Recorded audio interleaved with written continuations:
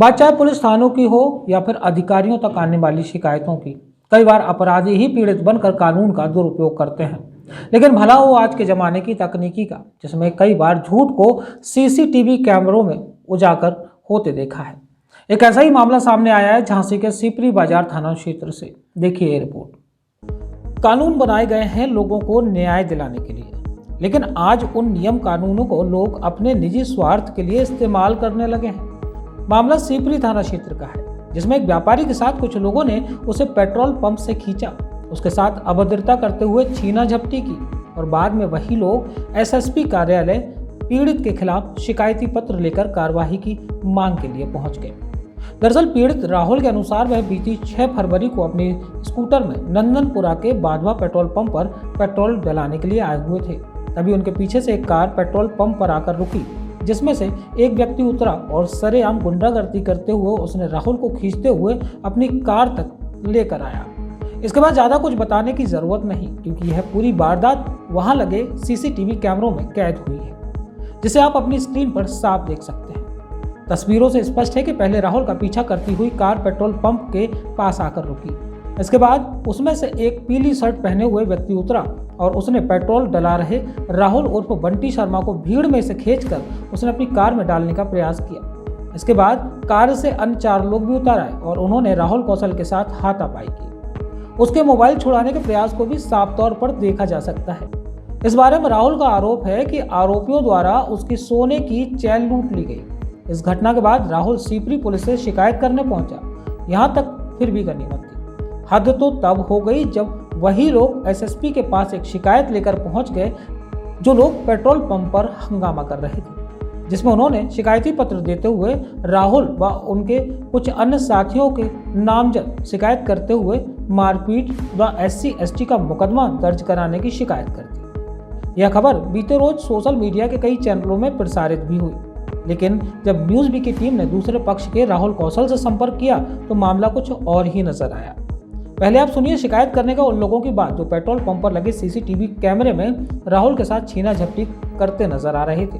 हालांकि इस पूरे मामले में यह सभी जमीनी मामले के पैसे के लेन देन की बात कह रहे थे, लेकिन शिकायत करने वालों की एक बात भी बड़ी अजीब थी कि पेट्रोल पंप पर हंगामा करने के बाद वह अपने कपड़े तक नहीं बदल पाए थे और उन्हीं कपड़ों में वह एसएसपी के पास अपनी शिकायत लेकर पहुंच गए। सुनिए दूसरे पक्ष का क्या आरोप था। भैया हम यहाँ कप्तान साहब के यहाँ एक शिकायत दर्ज करने आए हैं। 8-10 महीने पहले हम लोगों ने एक एग्रीमेंट कराया था झांसी के कुछ व्यापारियों को, और जो एग्रीमेंट कराने वाले लोग थे बंटी और अमन शर्मा आदि लोग, इन लोगों को हम लोगों ने RTGS कराया था 1 नंबर में। और कुछ बात जो हुई थी कि जो प्रॉपर्टी कुछ विवाद थी, उस पर कब्जा लेने की बात थी कि हम लोग बाकी पैसा जब मतलब ले लेंगे आप लोगों से, जिस समय हम प्रॉपर्टी पे कब्जा दे देंगे।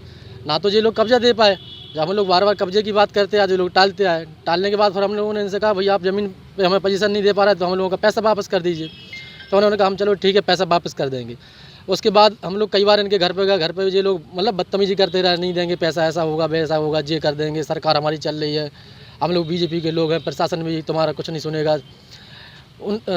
6 तारीख को शाम को पेट्रोल पंप पे, बाधवा पेट्रोल पंप पे, मैं अपनी गाड़ी में कार में तेल डला रहा था। मुझे वहाँ पर बंटी मिला। बंटी से मैंने कहा बंटी भाई आपने जो मुझे कहाँ फंसा दिया, जिन व्यापारियों का पैसा लगा है उनको या फिर पैसा वापस कर दीजिए या फिर ज़मीन दे दीजिए। तो बंटी ने मुझे मतलब गाली गलौज करने लगे, मेरे साथ मतलब हाथापाई होने लगी। हाथापाई होने के बाद मैंने सिपरी इंस्पेक्टर साहब को एक लिखित में शिकायत दी कि साहब ऐसी घटना है, मेरे साथ ऐसा ऐसा हो रहा है। उसके बाद जब इनको ये पता चला कि इनने सिपरी इंस्पेक्टर साहब के यहाँ एक कंप्लेंट कर दी, तो अब वगैरह ये लोग 10-20 राइफलें लेके 20-25 लोग 3-4 गाड़ियों से बाधवा पेट्रोल पंप पर आए। उसके बाद ये मेरे गांव गए। गांव जाने के बाद उधर कह के आए कि मतलब उठा ले जाएंगे, हम जान से मार देंगे, अपहरण कर लेंगे। हमारे जो साथ के सब भाई हैं इनको फ़ोन लगाया तो इन्होंने कहा भाई बात तो बताओ क्या बात हो गई। तो कहने लगे साले तुम लोग बहुत ज़मीनों का काम करने लगे, सरकार हमारी चल रही, ज़मीनों का काम तुम करोगे। और मतलब इनको भी जान से मारने की धमकी दी। जो बबुआ हैं, बबुआ को पेट्रोल पंप से उठाया, कार में डाला, इनके सर पर रिवाल्वर लगाई। जो BJP के गुंडे हैं। दरअसल किसी भी खबर को एक पक्षीय नहीं दिखाना चाहिए, क्योंकि कई बार पीड़ित ही आरोपी बन जाता है और उसे उस बात की सजा मिल जाती है जो काम उसने कभी किया ही नहीं होता। इसी बात को ध्यान में रखते हुए न्यूज़ बीके के संवाददाता ने राहुल कौशल उर्फ बंटी शर्मा से बात की। तो उन्होंने बताया कि एक जमीन के खरीदने और उसे निरस्त कराने के मामले में इन आरोपियों के द्वारा उन्हें व उनके पार्टनर को पैसे वापस किए गए थे, जिसके सारे दस्तावेज भी उनके पास हैं। लेकिन जमीन का सौदा होने के बाद इन लोगों ने मिलकर उन्हें ब्लैकमेल करने का प्रयास किया। यह लोग रंगदारी के रूप में राहुल व उनके पार्टनर से 30 लाख रुपए की मांग कर रहे थे।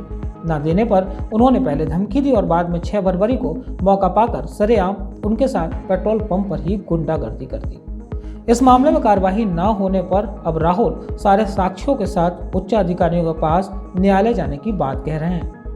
परसों शाम को मैं तकरीबन 6 बजे petrol pump Nandanpura Wadhwa petrol pump पे पेट्रोल डलवाने के लिए रुका। जब मैं पेट्रोल डलवा रहा था तो लखन करके एक लड़का मेरे पास आया और बोलने लगा, जो तुमसे 30 लाख रुपए की हमने कहा था वो तुमने दिए क्यों नहीं। मैंने कहा, यार वो 30 लाख रुपए हमारी कंपनी के आपने लोगों के अलग अलग लोगों के अकाउंट में डाले हैं।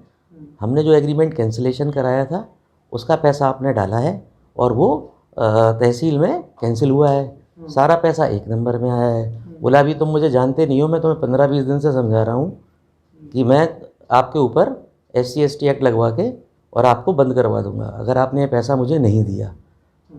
और आज तुम हमारे साथ चलो। मेरे को खींचा, मुझे गाड़ी में डालने की कोशिश की, मेरा मोबाइल खींचने की कोशिश की, छीना झपटी में मेरी शायद चेन भी इन्होंने रख ली अपने पास और मेरे संग अभद्रता की, मारपीट की। जब मैं उधर चिल्लाया और लोग उधर आसपास आए तो ये सब देख के ये लोग वहाँ से भागे और उसके बाद इन्होंने जाके मेरे ही खिलाफ़ प्रार्थना पत्र दे दिया और किसी से कहलवाया कि देखा, अब हम तुम्हारे ऊपर SC/ST एक्ट लगवा देंगे। अगर जैसे मान लीजिए इंस्पेक्टर साहब ने भी कार्रवाई नहीं की है तो मैं अब SSP के पास जाऊंगा, DIG के पास जाऊंगा और अगर बहुत ज़रूरत पड़ी तो मैं मुख्यमंत्री जी से भी शिकायत करूंगा, क्योंकि इन्होंने मेरे ऊपर सारे झूठे आरोप लगा के एक तो मेरा सामाजिक पूरा बिगाड़ दिया है, दूसरा इन्होंने मेरे को हाथापाई करके जो भी हानि पहुंचाने की कोशिश की है उसके लिए मैं, अगर कुछ भी नहीं होगा तो मैं आखिर में न्यायालय की शरण में जाऊंगा और जो भी सच है उसको बाहर लेके आना है। फिलहाल अब दोनों पक्षों की बात हमने सामने रख दी है, जिसमें एक पक्ष CCTV के साथ अन्य दस्तावेज लेकर न्याय मांग रहा है, तो वहीं पेट्रोल पंप पर खुलेआम गुंडागर्दी करने वाला दूसरा पक्ष स्वयं को पीड़ित बताकर पीड़ित पर ही गंभीर धाराओं में मामला दर्ज कराने को लेकर SSP के पास पहुंच रहा है। फिलहाल सच और झूठ की निष्पक्ष जांच करना पुलिस का कार्य है। रवि परिहार की रिपोर्ट।